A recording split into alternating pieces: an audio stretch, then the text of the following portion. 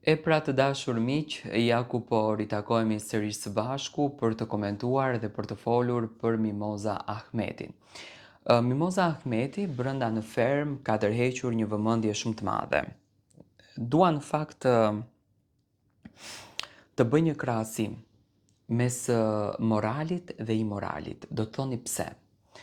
Fillimisht një herë Mimoza ka treguar që gjatë gjithë kohës është munduar që ta sakrifikoj veten për të siguruar një diçka për të ardhmen, për vajzat e saj, por edhe për veten e saj. Me ndershmëri,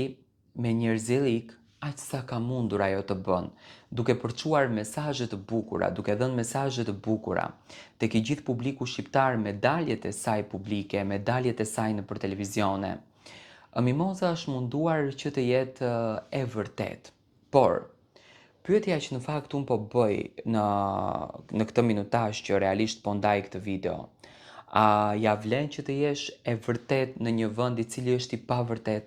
në një vend ku vlerësohet imoraliteti, në një vend ku vlerësohet tradhtia, në një vend ku vlerësohet dredhia, dhe në këtë rast domethënë Mimoza Ahmeti ka treguar në çdo moment që me drejtësi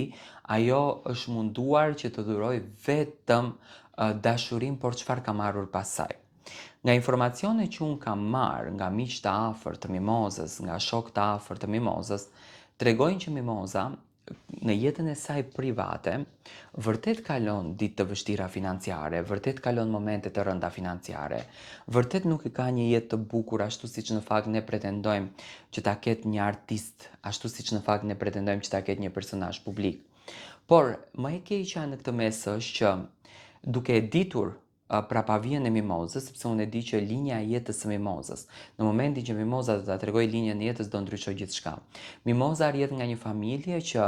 gjithmonë kanë kultivuar dhe kanë ushtruar drejtësinë, domethënë kanë bërë jetën e tyre, kanë rritur fëmijët, kanë ndërtuar të ardhmen me para të hajrit, duke u munduar që të punojnë me ndershmëri, dhe këtë ka trashëguar dhe Mimoza. Dhe ajo që është më e bukura në këtë mes është fakti që Mimoza me patjetër që do të jetë fituese e kësaj ferme, ajo që nuk diskutohet, sepse Mimoza e ka bërë fermën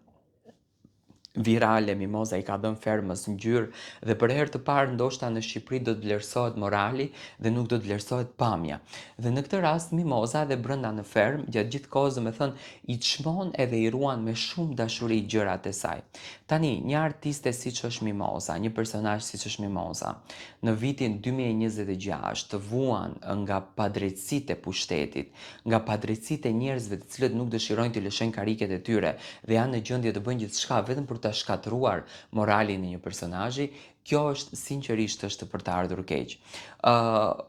Unë bëj një apel për të gjithë ato njerëz të cilët vërtet duan të bëjnë vepra të bukura, atëherë le ta ndihmojnë Mimozën në të gjitha dimensionet, sepse unë e shoh që Mimoza ka nevojë për ndihmë dhe imagjinoni një personazh me një intelekt të papar si Mimoza në çfarë niveli ka qenë në jetën e saj që është munduar, më fal në shprehje që përdor të si qen, për të siguruar pak bukë, domethënë në këtë vend që të tjerët marrin gjërat me pamje, ndërsa mendja nuk vlerësohet. U vlerësua tani nga populli, por jo nga institucionet. Unë mendoj që Mimoza Ahmeti e meriton 10 herë më shumë, pa marrë parasysh që banorët brenda janë kthyer të gjithë kundër, mundojnë që ta lëndojnë, mundojnë që ta bëjnë të ndjenë keq, mundojnë që t'ia shkatrojnë përditshmërinë e saj, mundojnë që t'ia godasin zemrën e saj, por Mimoza mendoj që ka nevojë për të ndërtuar një jetë, ka nevojë për të rindërtuar një të ardhme, sepse duke qenë e drejtë, duke mos e nxjerr turpin e saj apo atë të vërtetën e saj, sepse të mos kesh lek nuk është turp, por ne e quajmë si turp sepse ne tash i kemi normalizuar gjërat e turpshme, ndërsa na vjen zor të themi që s'kemi lek. Mimoza ndoshta është në këtë nivelin ku është, por gjithsesi unë uroj të gjitha të mirat dhe shpresoj që do të na befason me fitoren e saj dhe me